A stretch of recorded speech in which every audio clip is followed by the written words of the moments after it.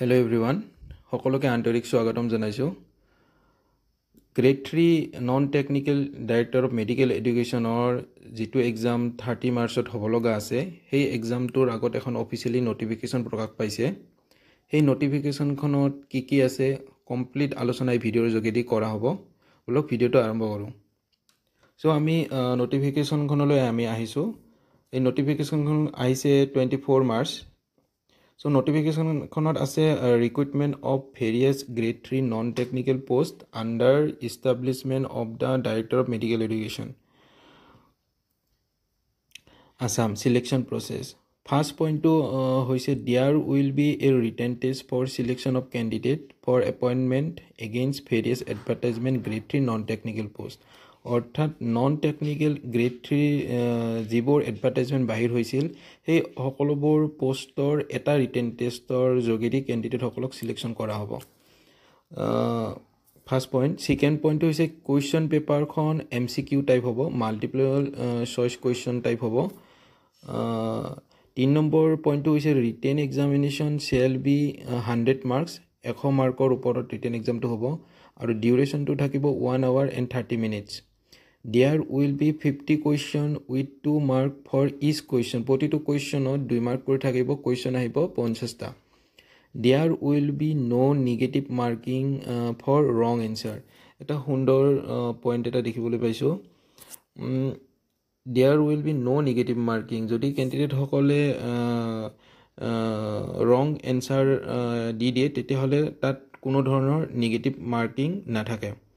So candidate সকলৰ কাৰণে এটা পজিটিভ পইণ্ট এটা। 4 নম্বৰ পইণ্টটো হৈছে answer script shall be evaluated by OMR technique with the help of কম্পিউটাৰৰ যোগেদি OMR অৰ এনসাৰ শ্বীটবোৰ চোৱা হ'ব, পৰীক্ষা নিৰীক্ষা কৰা হ'ব।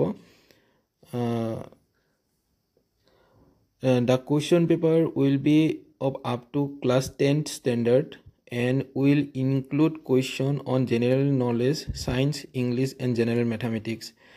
Question paper khonot jibur question ahibo hei question bor standard hoise class 10th standard aru question bor subject bor hoise general knowledge thakibo, science thakibo, English thakibo aru general mathematics thakibo.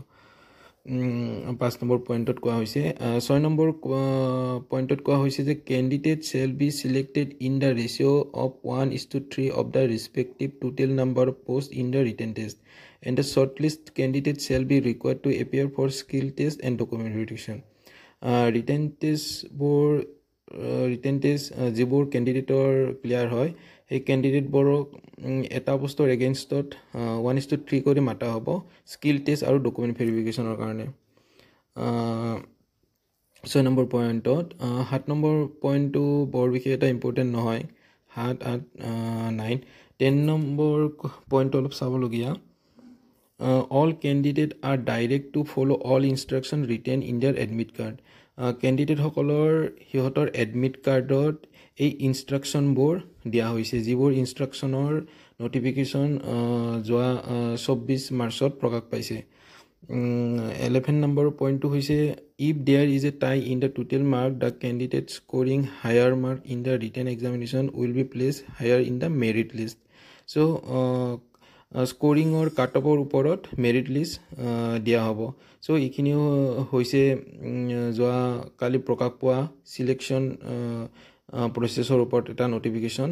চ' আপোনালোকে DMEৰ ৱেবছাইটত গৈ পেলাইও নোটিফিকেশ্যন download কৰি পেলাইও নিজাকৈ চাব পাৰিব।